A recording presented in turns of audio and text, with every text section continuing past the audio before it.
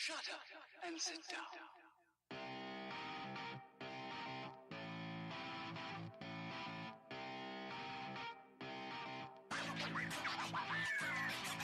You're listening to the Cheaters Never Pin podcast, a proud part of the Section 328 family. Follow us on Twitter at CheatersInVRPin.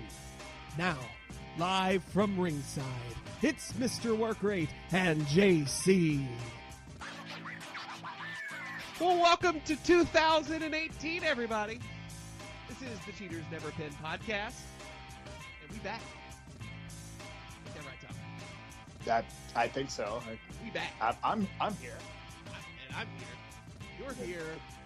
I'm here. Let's do this. We've called roll. We should be ready to go now. Yeah, my name is JC.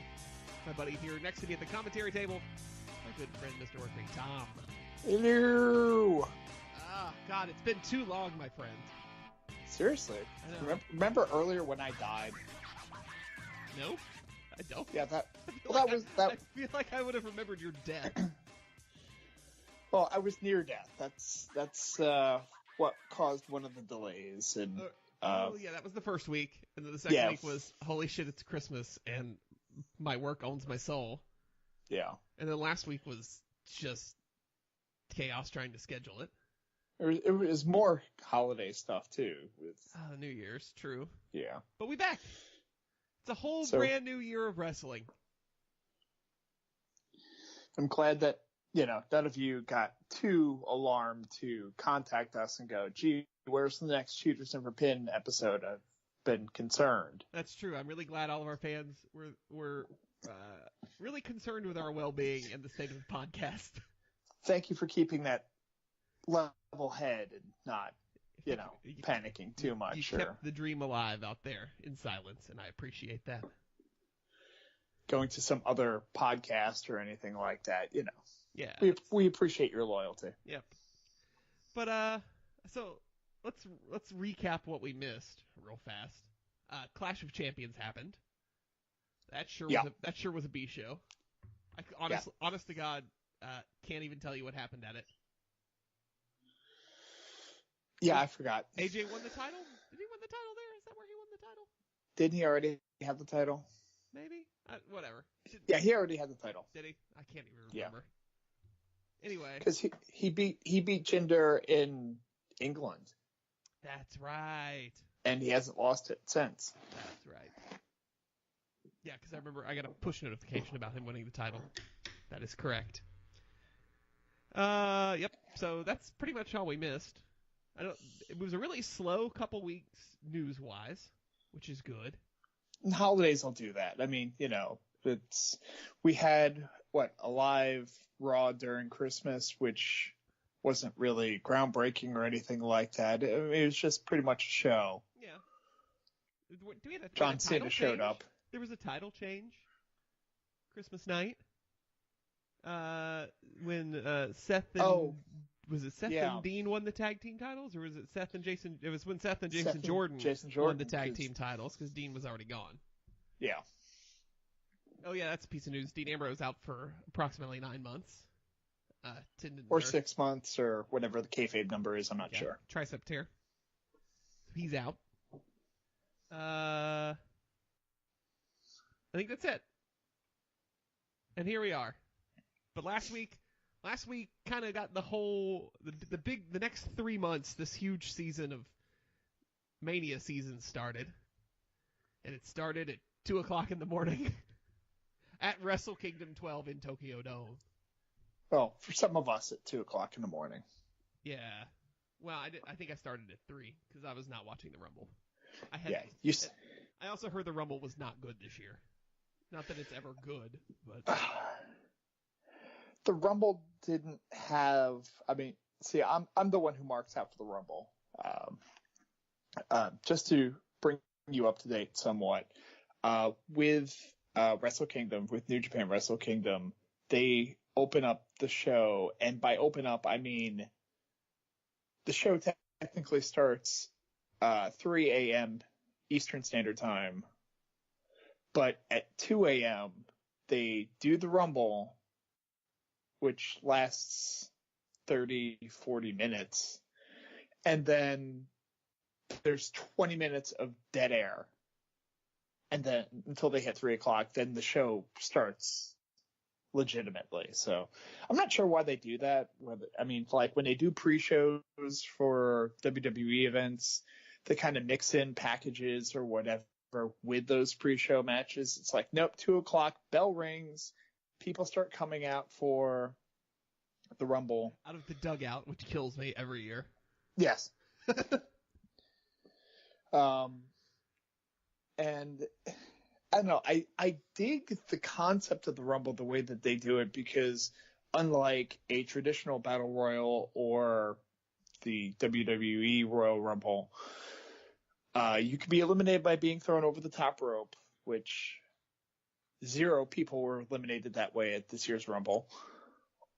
Or you can be pinned or submit. So actual pinfalls take place. And what ends up happening a lot of times is a wrestler will come in who is a stronger wrestler. They somehow get him down, and like 6 wrestlers will jump on top of him and pin him. So yeah, that's one of those outcomes that I think would kind of mix up the Royal Rumble a little bit. If you have like a whole bunch of people like, Kane, they managed to get Kane down or whatever, and then like, 6 people jump on top of him, they count the pinfall. But and they do it the same way that it happens at least once in every New Japan Rumble, which is everybody piles on and they gets thrown off spot. I don't think that happened this year. That didn't happen this year? Oh man, I never went back and watched it. I missed the first few minutes of it actually, and I ended up going back to watch the whole thing. But no, they had a spot. They didn't have a whole bunch of people jump on. It was, I think, in order to get Yuji Nagata down, they got Nagata rolled up. God, I can't think of his name. Monster Morning there. Nakanishi, I think. Yes, that's correct. He caught Nakanishi in like a cradle hold to get the 3 count of him, and then 2 of the other guys came over while he was still locked into the cradle hold and kind of rolled him over in the other direction to get Nagata's shoulders down, and then 2 of them like jumped on top to get the full pinfall there. Yep. But yeah, Rumble. The Rumble was something. I mean, you get people showing up. You have the classic guys that show up, the guys that I mark out for, like Tenzan and Liger, and I only would have watched for Cheeseburger. I'm gonna be straight up with you. And Cheeseburger's great. I do love Cheeseburger, as Cheeseburger always is. Yep. He was hella over the next day at New Year Dash too. Yeah. Cheeseburger did 2 spots. The first was he managed to get Kojima in the corner and tried to do Kojima's lightning chops in the corner, which Kojima pretty much laughed at, threw around the other direction, and slapped the living shit out of Cheeseburger. That's fair. And the other spot was, and I don't remember who he did it to, it may have been Tenzan, or actually I think it was Kojima again, where it was Cheeseburger and Kakahara, who ended up winning the whole thing, against Tenzan and Kojima, and they're having a 2-on-2 kind of brawl type thing in the middle of the ring, and Cheeseburger's trying to wail away on Kojima, and you just watch as Cheeseburger starts to slow down, like each punch or slap is having less and less of effect. It's like he's getting tired that nothing's starting to affect, and he's like slowing down, getting winded, and he gets blown up basically, and then Kojima beats the hell out of him. But yeah, at the end it was the four of them, and they do one of the spots where they're near the ropes, and they both duck down, and the two Kojima and Tenzan go over the top rope. So I guess yes, there were over the top eliminations. Sorry. So that eliminates the two of them, and it's just Kakahara and Cheeseburger left, and Kakahara ends up making the final pinfall and beating Cheeseburger, and that was a good story because he had come back from lymphoma, I think, or some kind of cancer at least. So, and he's also raising money for I can't think of his name. I can't either. I could have told you before you said that. With the blonde hair. Takayama? Yes? Yes? Question mark? That sounds right. It's the first thing that just popped in my head there. But basically, he's raising money for a former UWFI and freelancer, worked in All Japan, worked pretty much in all the promotions, who's hit some tough times lately and is confined to a wheelchair now, and just raising funds for him. So it was kind of a feel-good thing at the end, the guy who came back from cancer winning and then raising the money, and yeah. It was Takayama. That is correct. Okay. I just Googled it, so I feel good about my memory. All right, main card.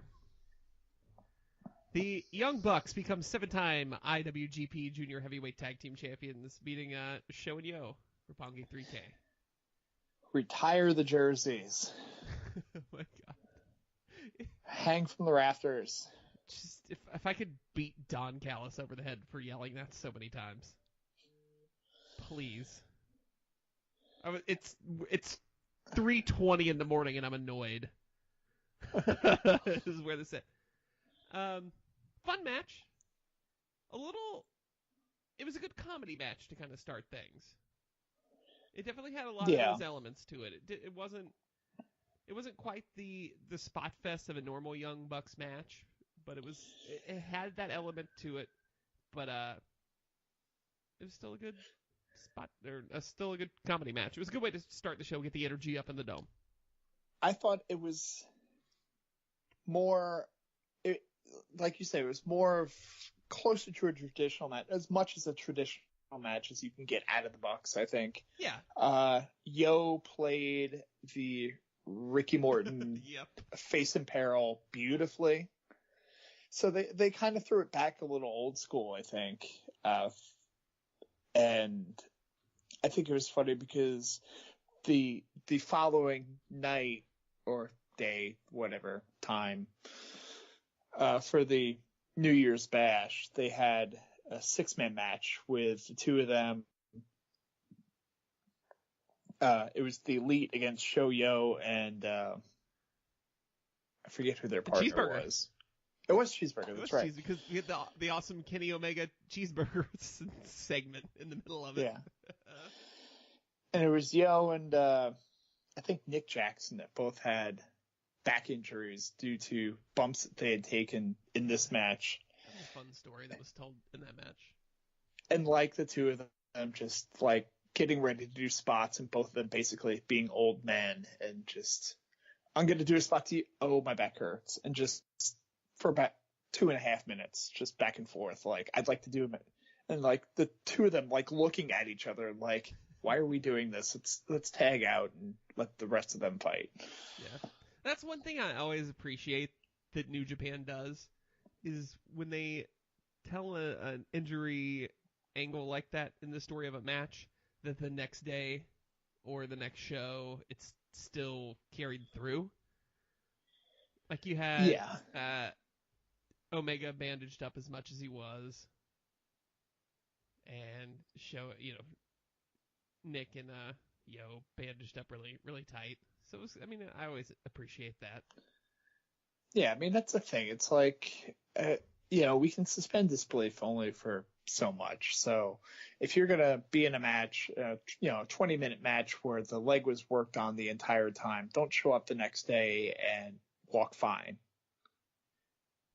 The worst example of this not being done that I always think of is WrestleMania 30, So Daniel Bryan wins the title, and comes out for that second match, and he's so bandaged up, and they just done the stretcher job, and he'd had his shoulder worked on by Triple H really hard Raw the week before, and in that match, and then as soon as he wins the titles, he starts yesing with them over his head, and I'm like, damn it, Daniel, no, don't do that. Yeah. So yeah, sell your injuries for more than 15 seconds, please. Gauntlet match for the Never Openweight 6-man Tag Team Championships. The new champions of Chaos, which were Trent, Tomohiro Ishii, and Toru Yano, defeated Michael Elgin and War Machine, Suzuki-gun, Taguchi Japan, and Bullet Club. Well, I guess they didn't defeat all four of them, but you know what I mean. They outlasted. They defeated a few of them because I think they came in. They came in third. Well, yeah, they were the fourth, I guess, because the first match was Suzuki-gun and Elgin and War Machine, and then it was Chaos versus Suzuki-gun, Chaos versus Taguchi Japan, Chaos versus Bullet Club. Yeah. There we go. So I mean that's impressive for Chaos to pull that off because generally when you have those gauntlet matches like that, it's almost like teams 1 and 2 fight, and then the winner of that loses to the next team, and then the winner of that loses to the next team, and then whoever the champion is usually just ends up winning anyway. Yep. Best part of this match, Toru Yano, because he's Toru Yano. Yes. Worst part of this match, having to stare at Michael Elgin, because fuck him. Is that the most uncomfortable thing to see? Not only him, but War Machine's not going to be around any longer, but we'll get to see them plenty. But just the three of them as a team, especially after, was it Raymond Rowe or I don't know, it was one of the two of them that basically during the match that they had as they're walking back down, like one of them says, "Fuck Michael Elgin." I missed that completely as a thing that happened. What?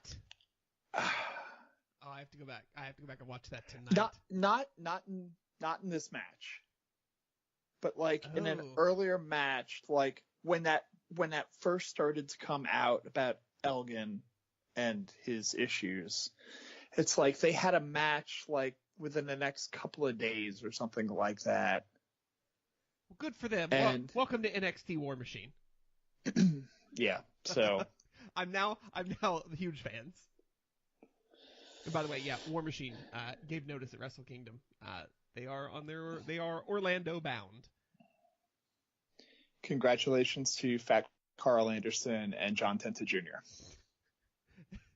And as I believe we've noted on Twitter, Fat Carl Anderson engaged to Sarah Logan. So yeah, good for them. That'll be to be at least kind of based in the same place now, a little bit more, I guess. Yeah. Makes it a little easier. Might see each other every once in a while. Right? They can hang out at the PC. That's okay. Not a euphemism. Now I really want Albert to be their manager, though, since he's down there. It just occurred to me. I just pictured all three of them at the Performance Center at the same time. And I mean like Prince Albert. Like, that's who I want to manage War Machine. Not Tensai or any of that. I want Prince Albert. And then they can take on like Heavy Machinery. Oh, yes! They can take on Sanity and just be 330-pound hairy fat guys. AOP. Just bring in the what's called the Bastion Brothers, the Bludgeon Brothers. God, yes. Just give me giant men beating the shit out of each other. That should be its own division. I don't even need them to be in the tag division. I want the giant men beating the shit out of each other division.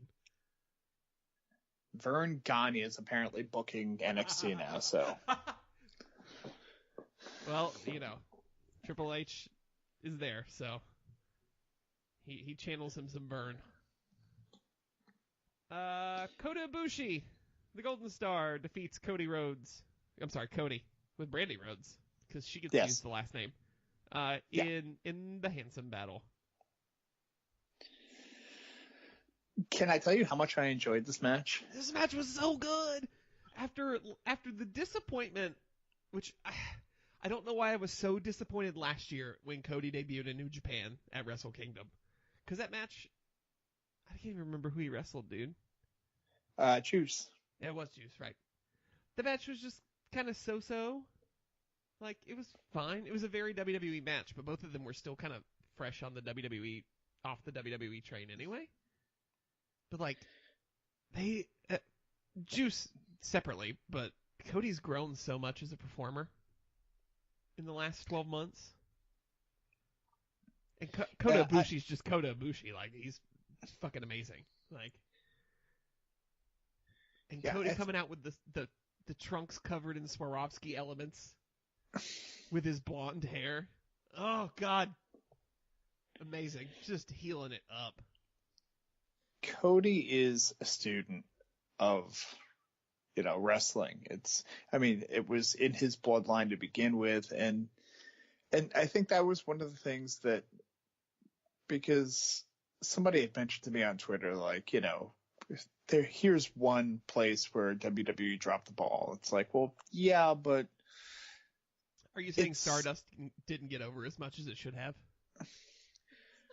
No, what I'm saying is that it's not a case of them necessarily dropping the ball. It's that somebody like Cody, who's as much as a student of the business as he is, doesn't fit into WWE, where basically your character is written for you.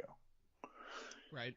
He's somebody who sees what's going on, believes in the old school, so, kind of working those things, but adapts to his environment. And that's what took him. It took him a year, basically, to kind of transition from the WWE style that he had been used to working both the independent / Ring of Honor type style and the Japanese style, which relatively similar enough, but to get the match that he did, I mean, it helps a great deal working with Kota Ibushi, of course. But, I mean, just his mannerisms and just the way that he came off is so much better in general before he even did a wrestling move. The way that his character has grown in Japan just flowed so much better, and working off, I mean, some of the spots that they did, though, what was it? The off the apron, they did, I don't know. Kota got his head driven into the floor off the apron. Oh, it was when he did the crossroads off the apron. Yeah. Yeah, dude, that was brutal. I was like, oh, cool, his neck's fucked again. I was just... It's like, hey, he's dead.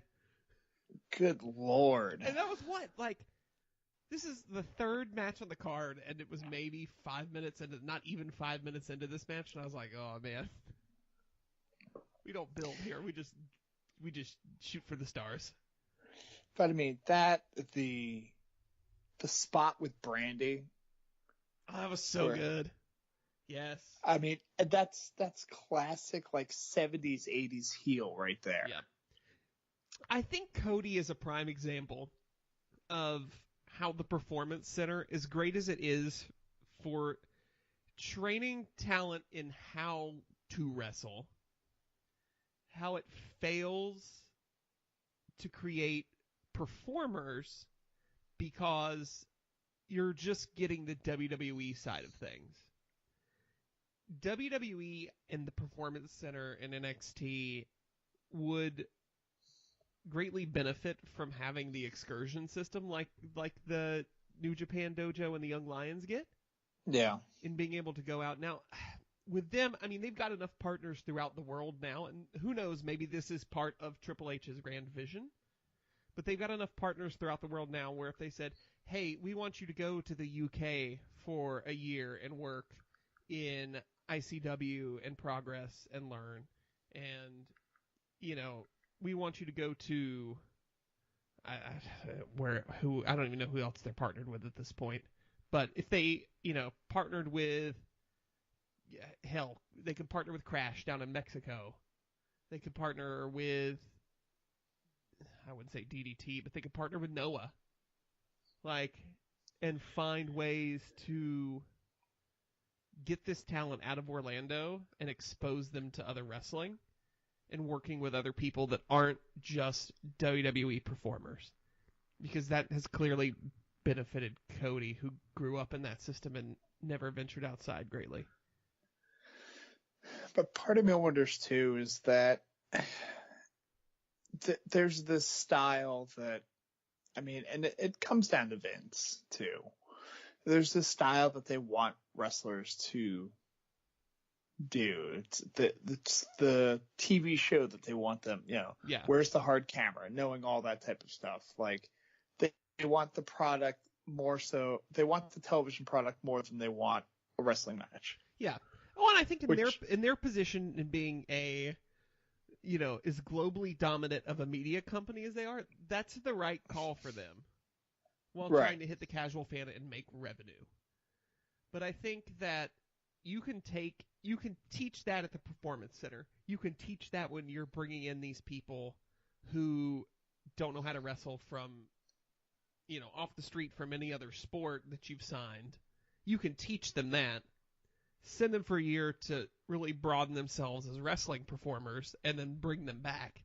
And then I think the product as a whole benefits from that, because then you've got, okay, well, now they know how to wrestle different styles. They're now used to being able to go in the ring with different people.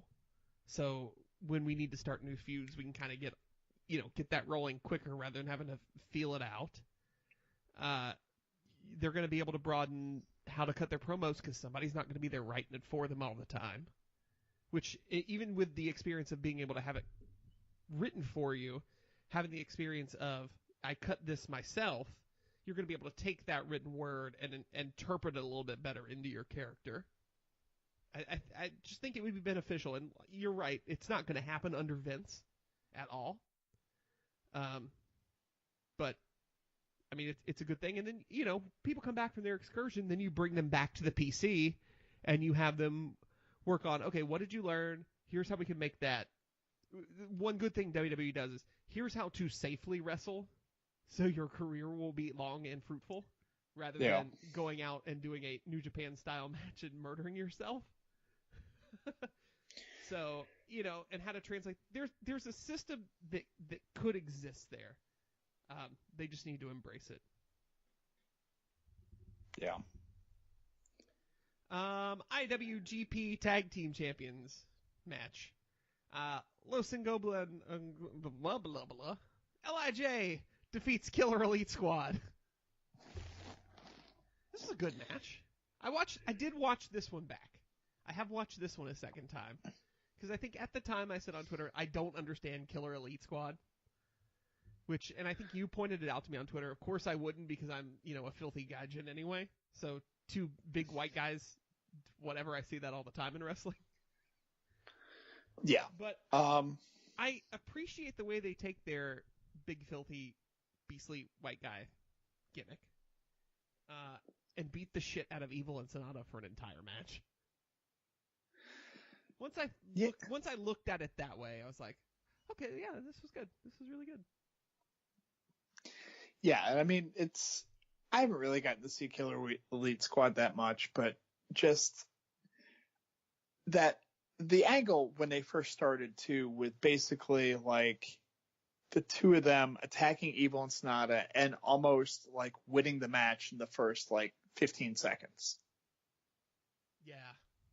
Where it's like, oh, geez, like I forgot which one they did it to, but like they had to save pretty much 2 9/10. Like, had they not broken that up total last minute, this title match for the team that won the World Tag League, their title match would have ended in less than a minute.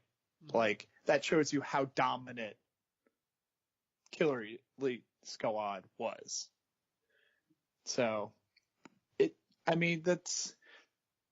again, Japan in general, whether it be All Japan, New Japan, whatever, they do have a obsession with the giant gaijins that come in, and especially if we can, from a guy like Lance Archer who, just looks like the crazy bastard comes in. Davey Boy's got the pedigree. Yep. So they see him, and Lance Archer just looks like the ass-kicking machine. So they just come in, they start leveling people with power bombs and clotheslines there. And that same type of team that, Sid Vicious and Dan Spivey were when they were the Skyscrapers. They're like a Road Warriors team. They eat them up, so. Yeah. But to see, and it's weird, again, to see, like, Evil and Sonata, who have been this kind of vicious team in the past, like, as almost like these tiny baby faces just struggling to get in something edgewise. It threw me just watching that. But I don't know if I've ever said this on this podcast, but I find it amazing the transformation that Evil has had since he was on his excursion in Ring of Honor. Was he Komitachi in Ring of Honor? Is that right? I don't know. Whatever his name was. I remember watching there and be like, okay, cool. This guy, he wrestles. That's about it. And then he comes back to New Japan, joins Los Ingobernables, and is just like, he fits in that role so well. He is. I mean, it's again, the gimmick is the gimmick. He's evil. Everything is evil. He comes in and he's got a great look. He's got the giant scythe that he carries with him, but yeah, I mean, and this is someone who beat Okada at G1. He's gotten a pretty damn big push as a singles wrestler. Well, I think that's more due to his fortune of being a member of LIJ. Because LIJ is over as Bullet Club is in America. LIJ is that over in Japan. That's the number one merch mover and faction in Japan. Yeah, and but I mean, I think too though that he's got a particular style to him, and it just, I don't know, something's clicking there, and it's interesting to see the two of them work, because Sonata's growing on me too. Same here. I didn't care for him in Impact. Was it Impact? You make it seem like I watch a lot more wrestling than I do. Just fake it, Tom. Yes, it was Impact. I'm sure it was. Thanks, buddy. Some 14-sided ring or something. Hey, back to 4-sided. There's that news. Go ahead and slide that in here. Impact back to the 4-sided ring at the tapings tonight. Good for them. Good for their wrestlers. I don't really care about them. I'm just happy for their talent. Before we continue into the top 5 matches of the card, I'm going to ask you a question, Tom.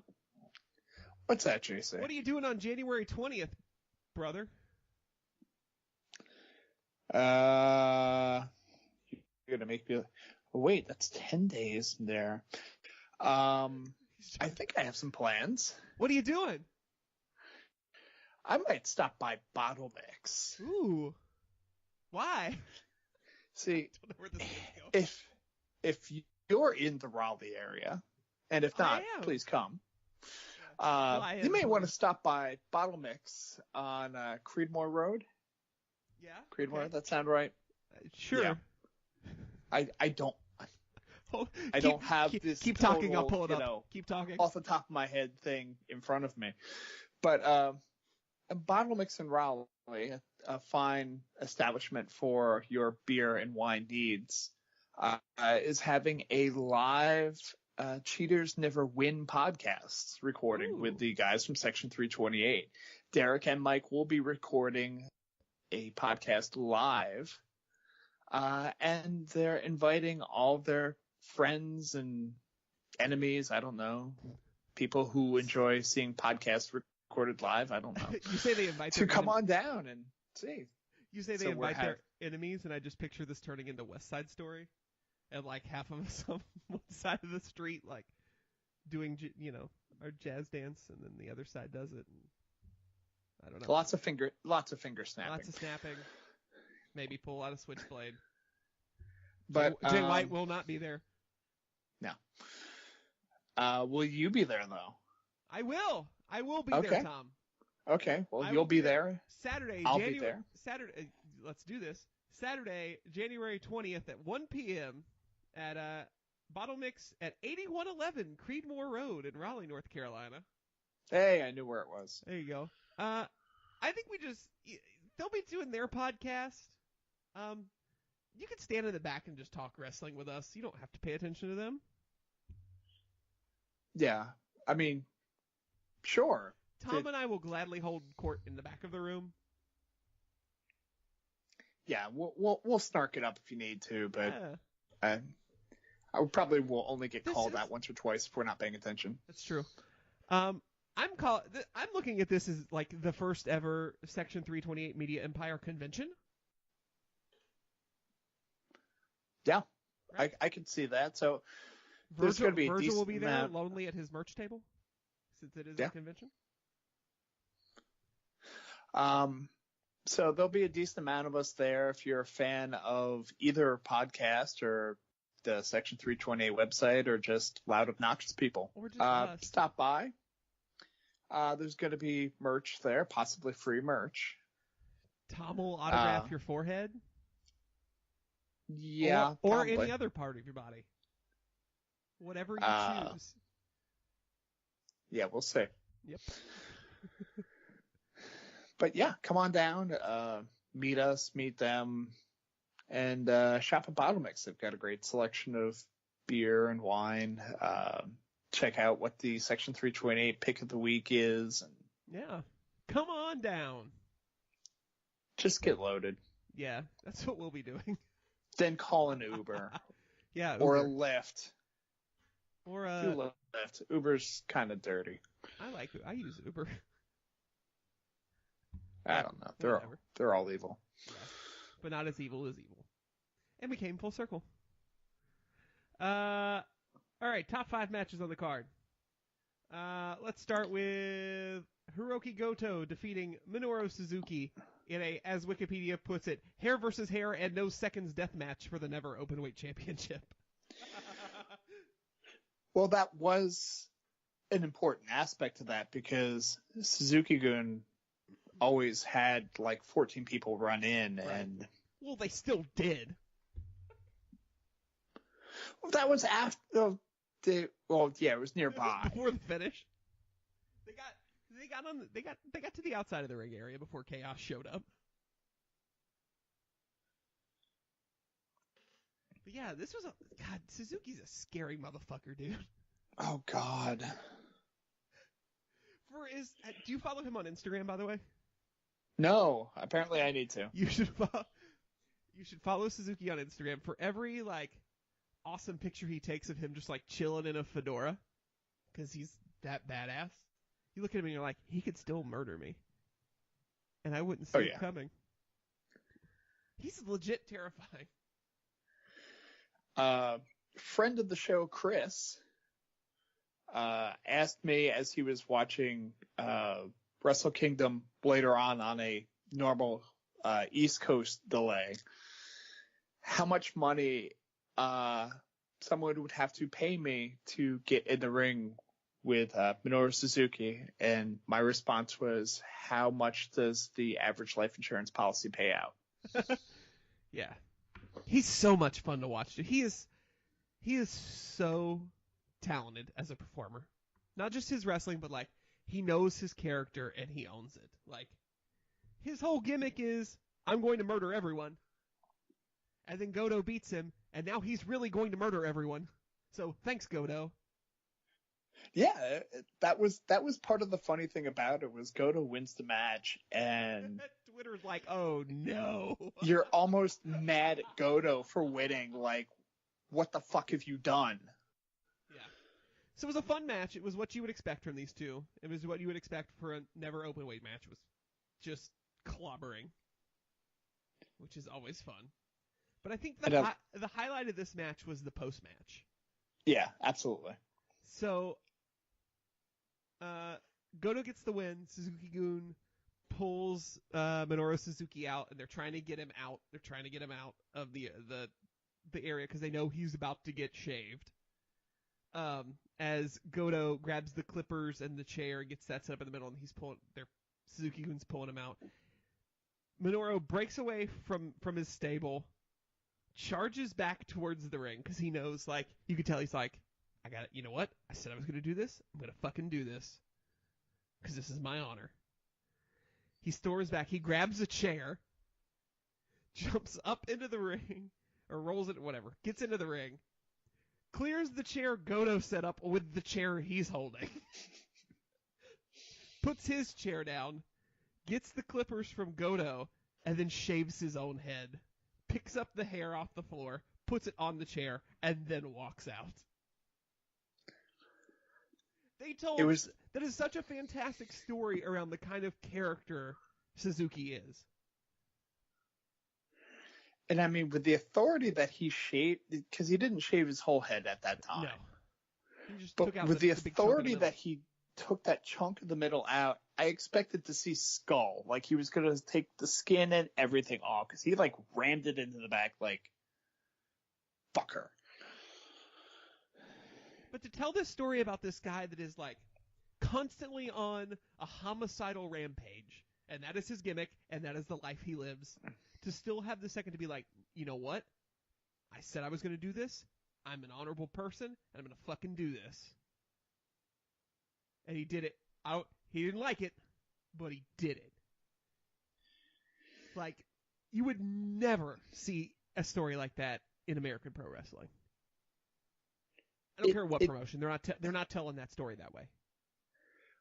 What it reminded me of, and I don't know if it's because of the fedoras or not, but Suzuki-gun reminds me very much of like a mafia type situation, where you have the head is like the scariest dude of all, and then you have these like underlings that go and they do all the dirty stuff, and they do the dirty work pretty much, and they'll do everything to defend their like boss.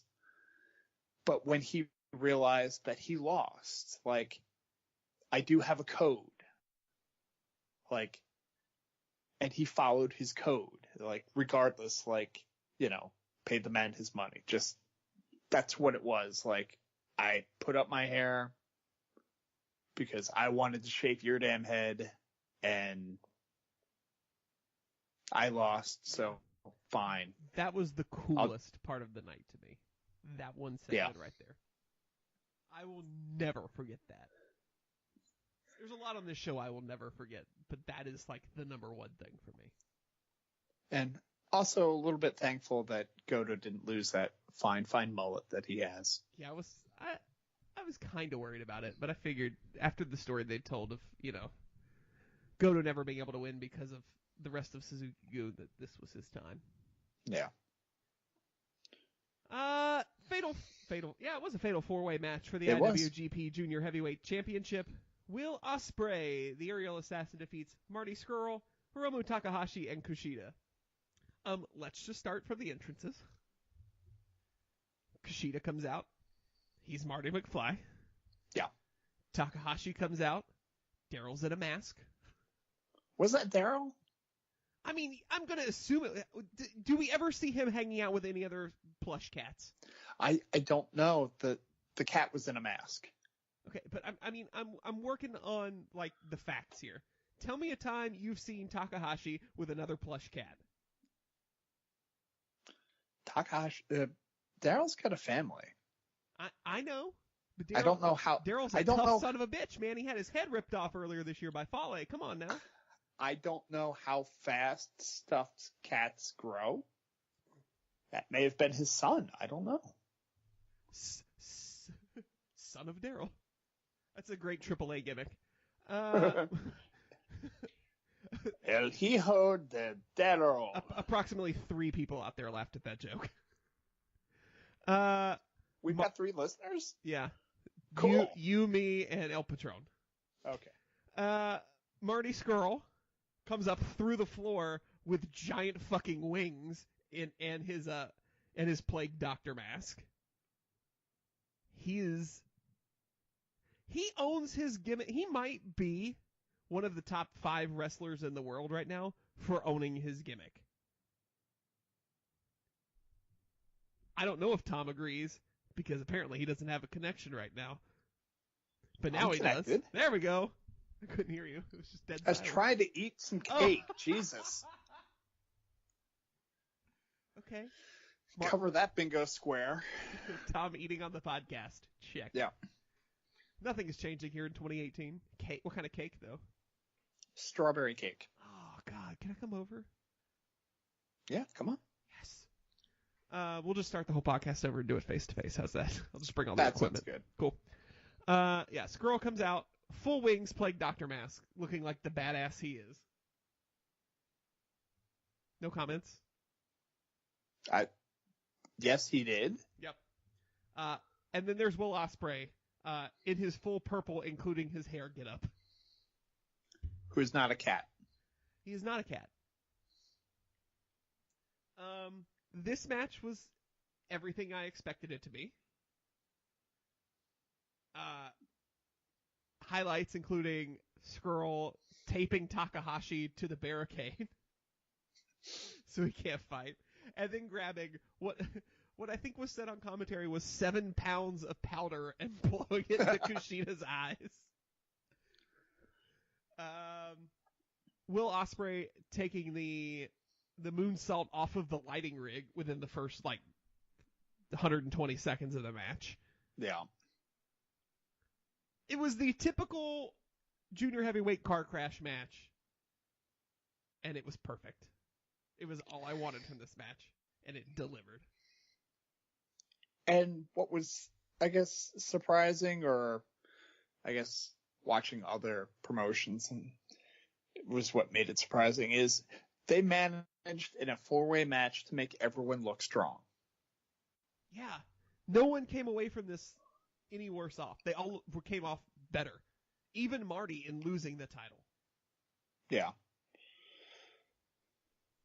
He comes off looking more devious and more evil than ever. He is the villain. I mean, and so you had that. Kushida always looks strong. And Takahashi basically had the pinfall, but didn't. Yeah. So, I mean, it's just everybody looked like they could have won the match in the last 2 minutes, but yep, the outcome was what it was. If Will Ospreay is listening to this, 'cause I know he is, please, in 2018, take 2 weeks off somewhere and heel, please. I love you as a performer, and we all know how injured you stay constantly, as is evidenced by the cupping on your back that we saw during this show. Please just go heal up for a little bit. How do we know that's cupping and not hentai tentacle porn? I don't even know where to go from that statement. Okay. Let's move on to the IWGP Intercontinental Championship. Hiroshi Tanahashi retains against Jay White. What comments do you have about this match, Tom? I want a move-by-move recap, Tom. The guys were introduced. Okay. Yeah, that happened. I remember that. And then I think I heard the bell ring, and the match was over. Okay, here's what I remember. I remember the introductions, and then I heard the bell ring, and suddenly Chris Jericho and Kenny Omega were in the ring. And their match was starting. Yeah, I slept through this match. Because by this point, it was, 4:30 in the morning? And, I mean, not to completely discredit the two of these guys, but I'm not a huge Jay White fan yet. I mean, that may develop over time. It's a very, I don't know, the Switchblade thing is weird to me. It's so weird. It doesn't fit him.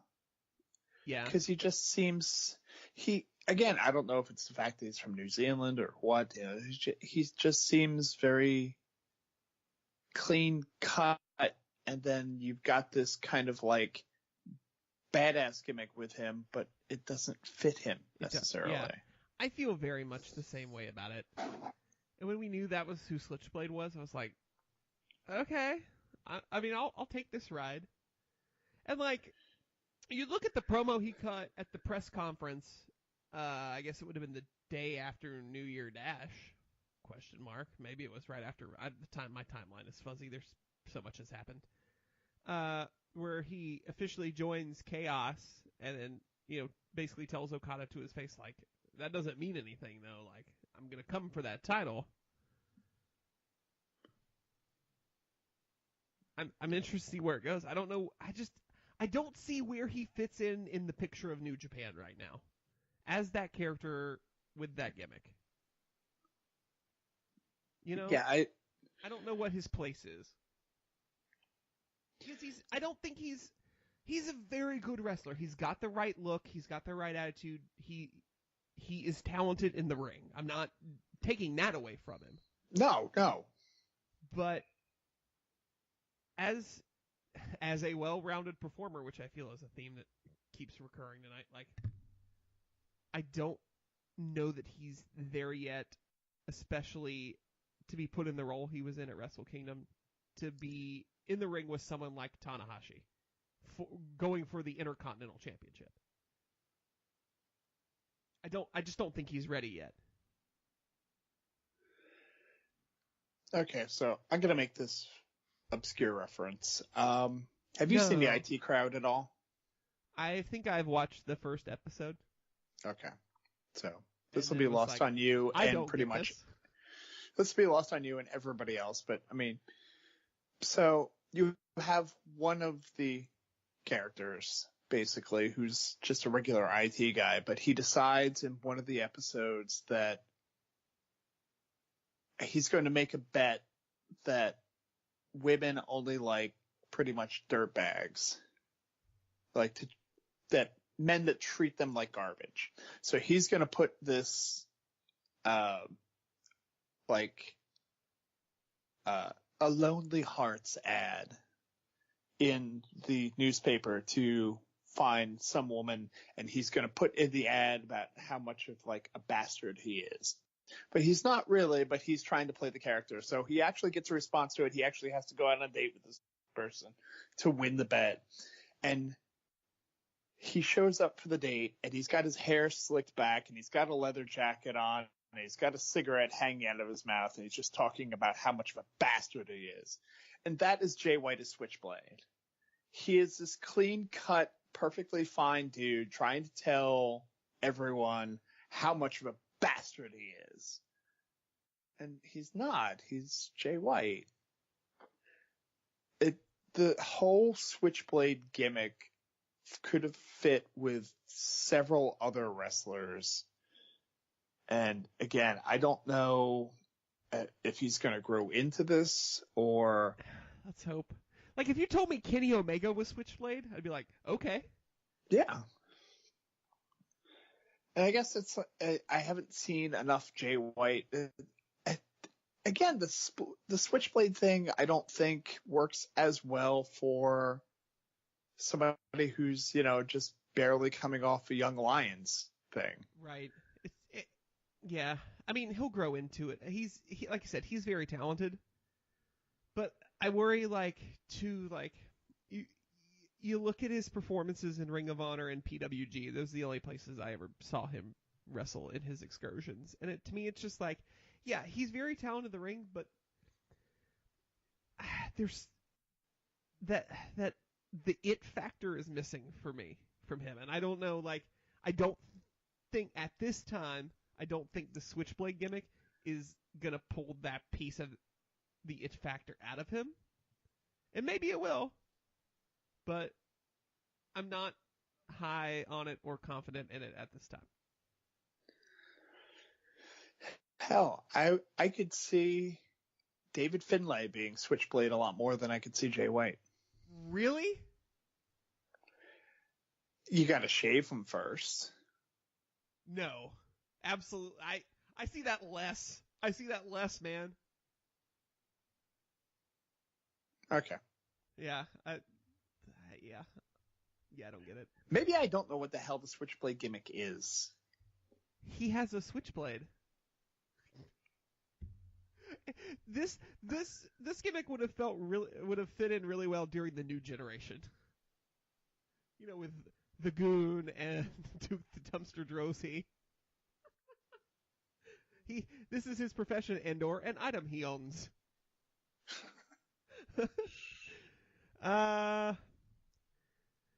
Co-main event of the evening in a no disqualification match for the IWGP United States Heavyweight Championship. Kenny Omega defeats Chris Jericho. Oh, was this fun? Yes, it was. It was fun.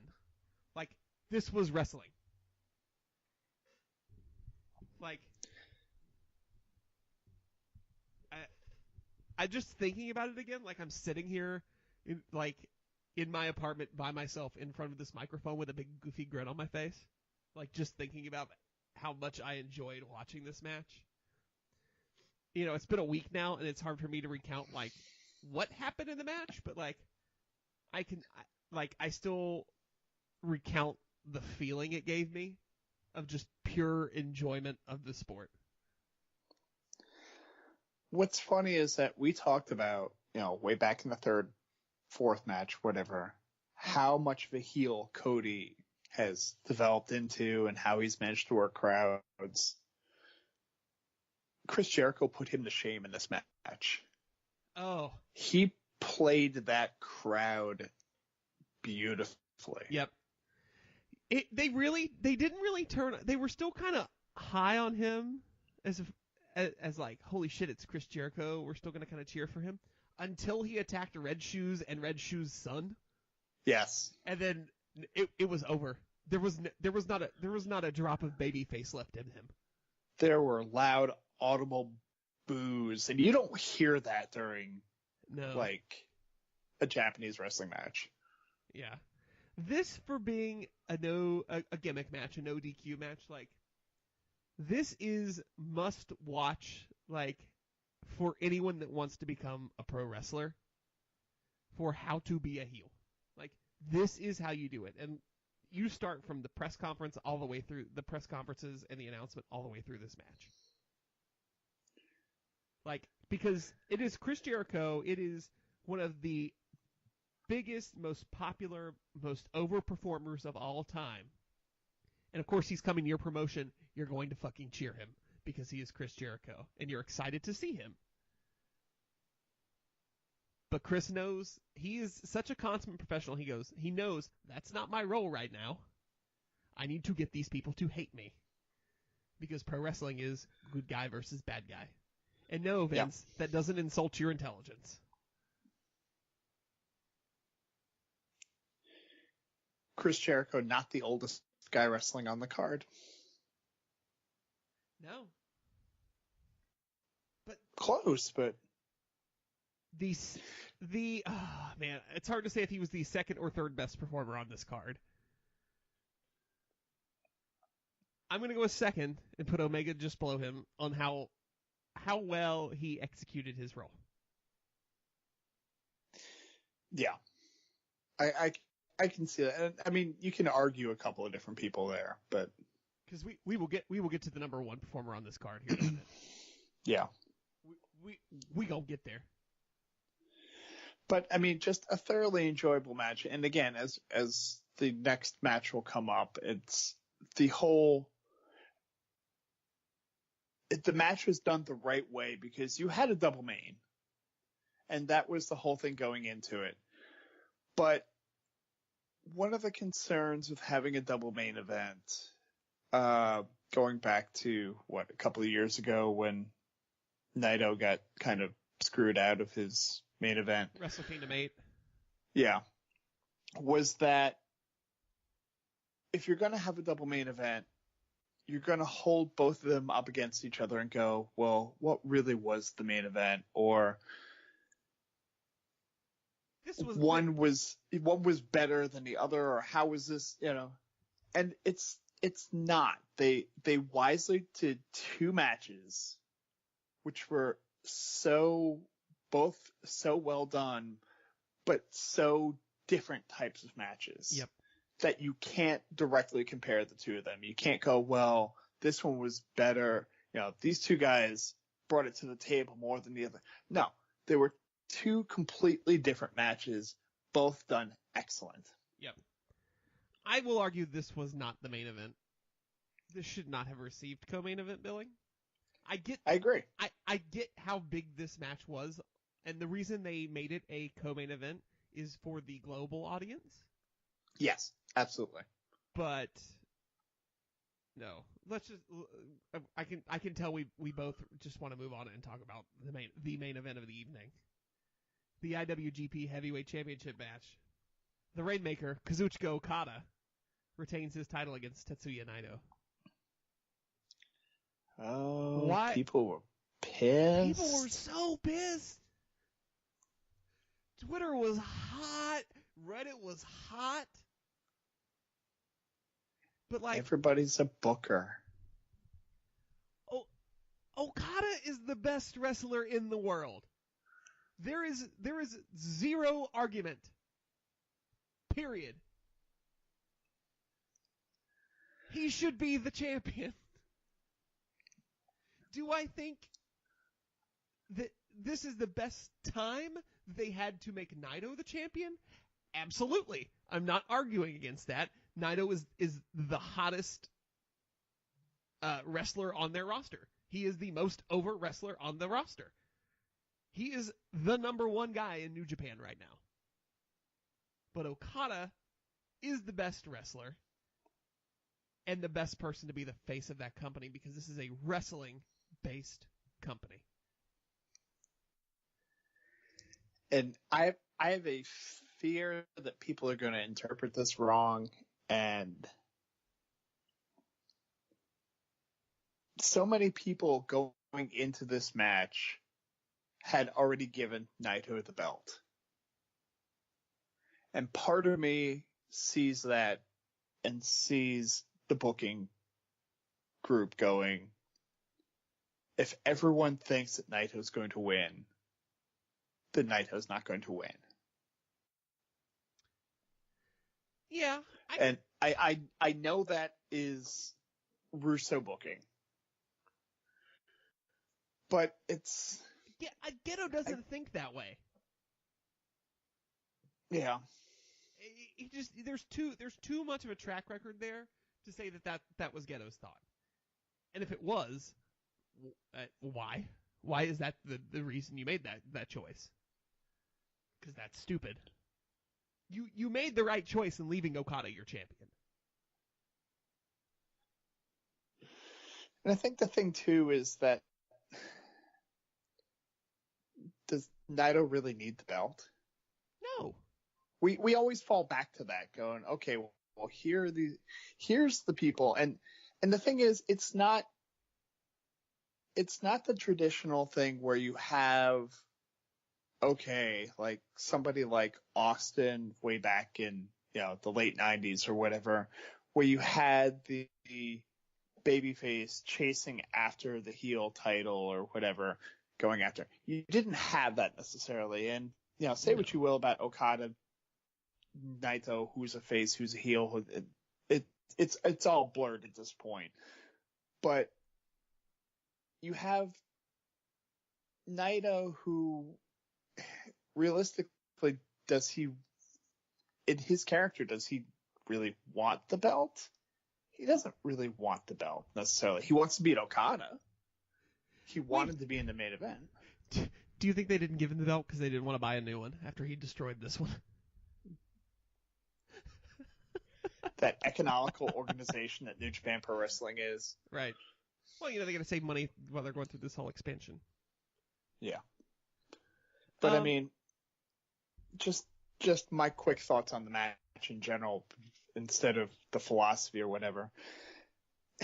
36 minutes, 30 seconds. Again, I don't know if you attribute this to Okada or just to New Japan's booking style of main events in general. You have a 36-minute match that flies. Yeah. You don't realize how much time has actually passed. And then you get the last... It's like you have this enjoyable 30 minutes or so where you kind of watch and you're like, okay, and you're watching this develop, and yeah, maybe it's a little bit slow when it first starts, but okay, it's starting to work, and you see the matches and you see the opportunities to kind of, okay, here comes the Rainmaker. Oh, no, he countered that. Here comes that. No, he countered that. All the kind of counters and the close, almost hit finishers and that type of thing. And then you get the last 5 minutes, and it's just near fall. Concentrated, like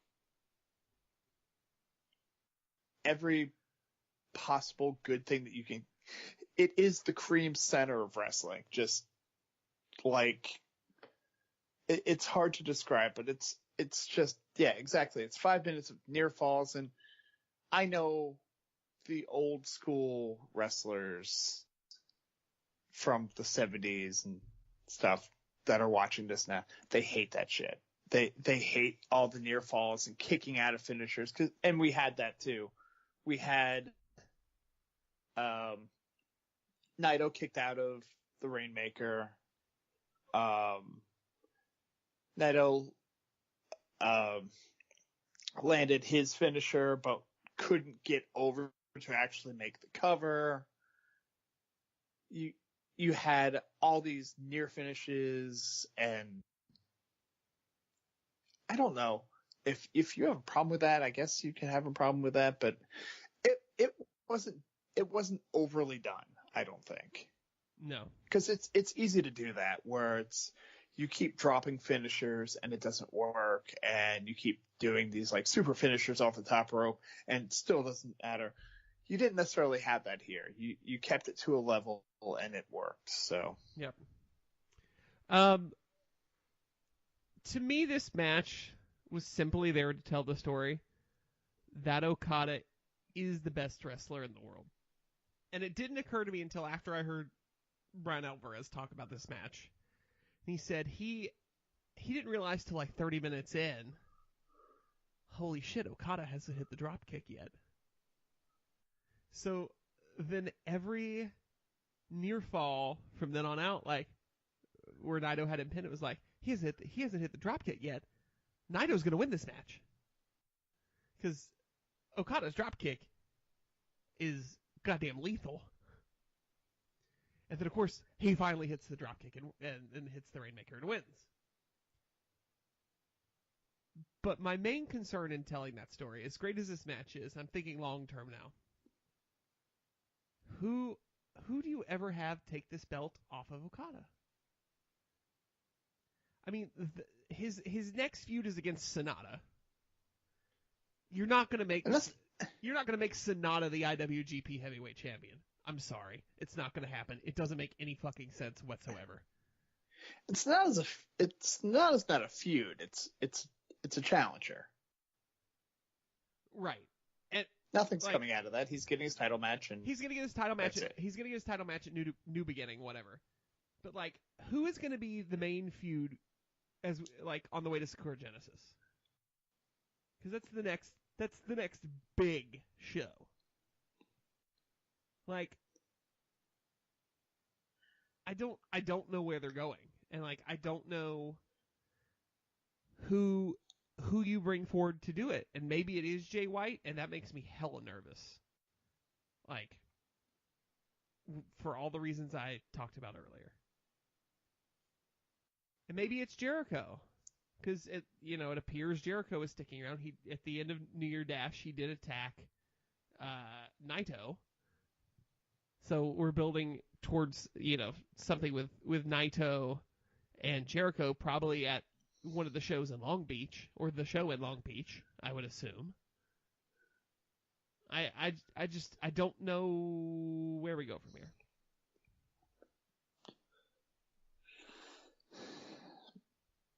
I don't know. There's a few different... Ibushi? Maybe?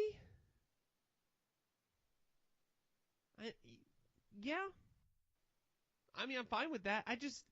I'm trying to think of, like, who do you need to have beat Okada and get that title? Because, like, when he loses, it's going to be huge, and it's going to mean something huge for whoever beats him. So, who do you need to make with that, right? Right. What feud do you need to create to have that be meaningful? Because unlike all the other belts, the heavyweight championship and the intercontinental championship are protected. Like, they mean something. Everything else changes hands twice a week, it feels like. In fact, there were title changes at New Year Dash we'll get to. But, like, I don't know. I didn't know if you had an idea. Because I just don't. Kitamura, 5-minute squash. Okay, I'm kind of down for that. I love him so much. Who doesn't? So that was Wrestle Kingdom 12. We covered part of New Year Dash there. The only title that changed hands at New Year's Dash was Bullet Club. Won the never open weight 6-man tag team champions, because that championship changes hands every show. Yeah, pretty much. So, closing thoughts on New Japan Pro Wrestling and Wrestle Kingdom New Year Dash. Fire Pro will be getting New Japan DLC, or a New Japan pack. They will launch hand in hand with the PS4 version around the G1. So, get stoked. And it doesn't seem to be any additional charge or anything like that. It just seems to be part of it. And I think it's just going to be part of an update for the PC version. Because it doesn't seem to be like it's actual DLC. Right. We'll see. So, but I'm excited about it. Yeah, I mean... Yeah. But here we go. Go ahead. I was gonna say this starts the whole road for the first quarter here. All the craziness.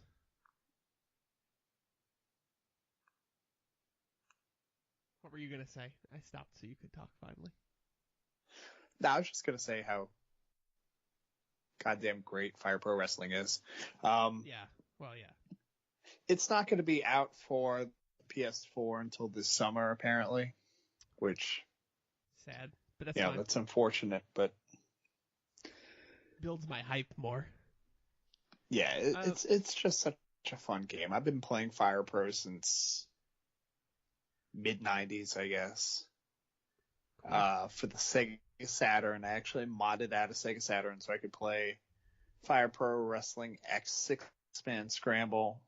And it was, I mean, now you've got games like the WWE series and that all three-dimensional and all that, but just to have a kind of simplified 2D pixelated wrestling game is just, it's just a lot of fun and a lot of detail. And I think getting that New Japan license behind it is going to sell a whole bunch of copies in Japan and potentially get a little crossover appeal over in the States. Yep. Okay, we talked a lot, so we're gonna blast through everything really fast here. All the other notes we have. Samoa Joe is injured. Don't know how this or if this affects his Rumble, but has a tear in his plantar fascia. Ow. So I'm sure he will be in a limited capacity for a while. So best wishes to Samoa Joe. Unfortunate for him because he was, again, in a direction which was building up some momentum. So yeah, especially against Cena. That was supposed to be his feud on the build to Mania. Paige appears to have sustained some form of, the last thing I read was head injury at a house show. That's why she didn't wrestle on Raw this week, and we were forced to watch Sonya Deville and Mandy Rose carry a match. So hopefully she is cleared in time for the Women's Rumble. Yeah, I had, when I heard about her injury on the house show, I assumed just from the way that they were kind of treating it that it was a concussion. Her head snapped so hard. That's my thought. Let's see, what else did I have here? The rumor. A lot of these things are things off the rumor mill. I've not seen them confirmed anywhere. Gabe Sapolsky has apparently signed a consultant's contract with WWE, which he's been consulting with Hunter on NXT for a while anyway, so maybe it's a little more official than the handshake agreement they kind of had, but that's a good thing. Yeah, that wouldn't completely shock me by any means, but no. Another rumor, Candice LeRae has signed with WWE. She was at the Center Stage tapings in Atlanta. It is in one of the upcoming episodes, but apparently she may now be under an actual contract. Yay! I hear she knows somebody at the Performance Center. I don't know. Her husband and future NXT World Champion, Johnny Wrestling. Yeah. Yes. Could see Mrs. Wrestling in the Performance Center. Again, hopefully it's a full-time gig. For sure. She deserves it. She's hella good. I've used hella a lot tonight. We covered this. We touched on this briefly. Impact is having tapings as we speak. They have switched back to a 4-sided ring. Hallelujah. And Austin Aries is their new world champion. Can neither confirm nor deny banana was used. Yeah, have not seen a picture. Legends confirmed for the 25th anniversary edition of Raw that is the go-home show to the Royal Rumble that emanates from both the Barclays Center and the Manhattan Center. Names include Stone Cold Steve Austin, The Undertaker, DX, Jim Ross, Jerry Lawler, the Dudley Boys, Ric Flair, The Outsiders, the Bella Twins, the New Age Outlaws, Ron Simmons, JBL, Brother Love, Sergeant Slaughter. One of these things is not like all the others. Bella Twins? Yeah. Yeah, it's gonna be good to see them though. I'll be happy to see them. Yeah, I mean it's fine. Don't put them on that same level. I expect they're coming out to announce they're in the Rumble, or at least Nikki's in the Rumble. But I'd be down to see both of them in the Rumble. I like both of them. And then last bit of news, Wednesday night. Well, I guess it was Tuesday night. Triple H was spotted having dinner in L.A. with Ronda Rousey and her agent. TMZ picked up on it, covered the story. And as we were recording, Triple H actually released a statement to the Associated Press saying, quote, "We are talking to Ronda as we have been for a while. She has a lot of things going on. We have a lot of things going on. But we have a great relationship with her, a very friendly standpoint for a long period of time now. It was great to catch up with her." Now, he went to L.A.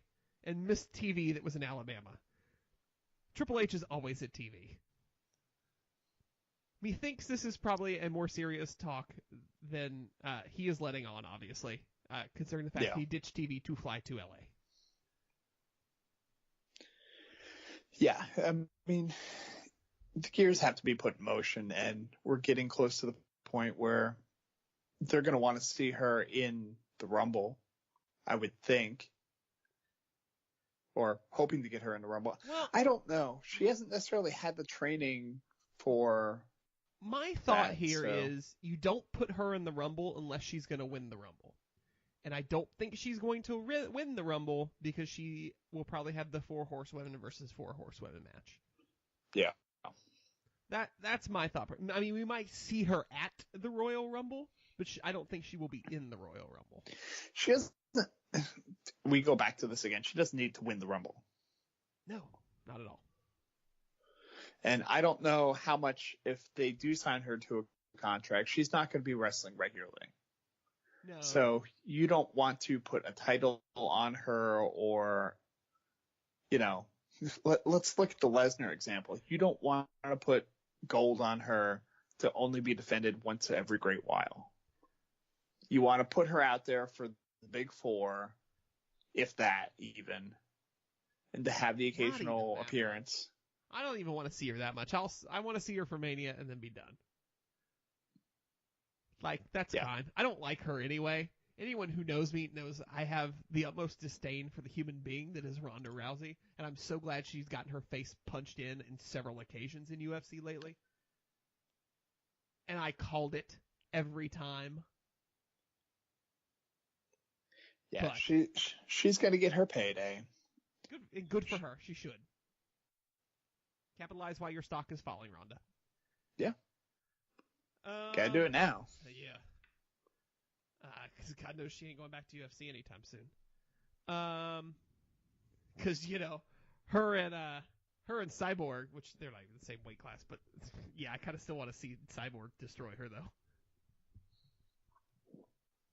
This is the MMA section of the podcast.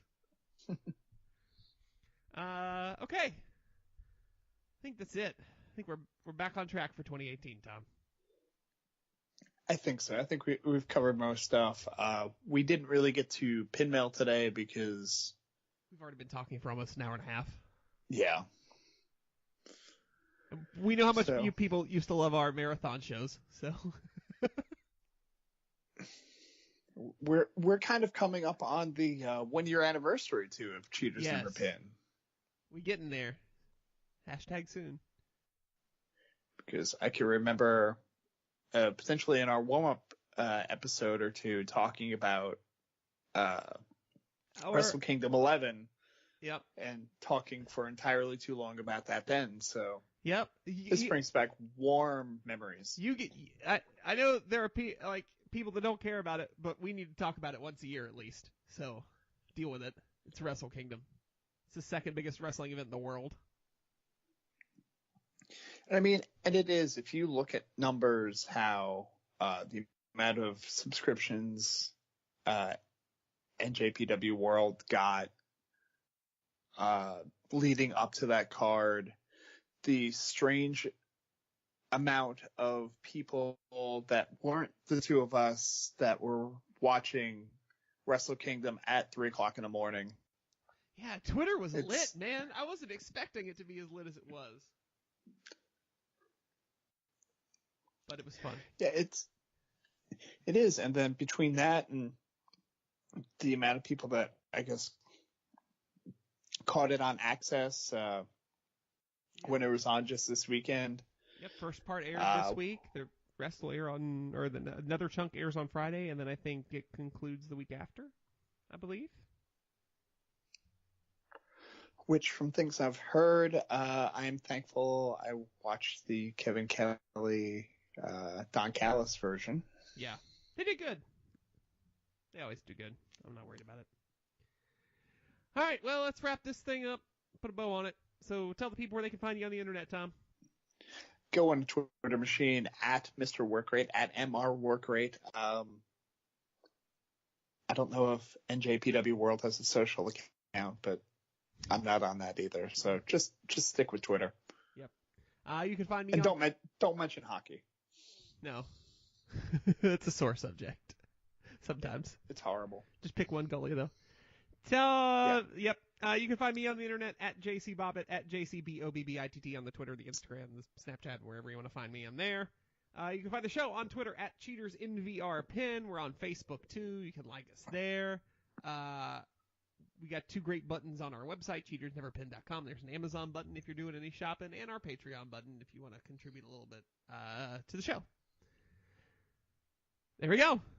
I was able to do that after not doing it for 3 weeks. I'm proud of myself. I'm still eating cake. That's all right. I'll let you eat your cake. So we'll get out of here. Thanks for listening yet again. We'll be back next week on the road to the Royal Rumble. So I'm JC. I'm Tom. And we'll catch you on the flip side.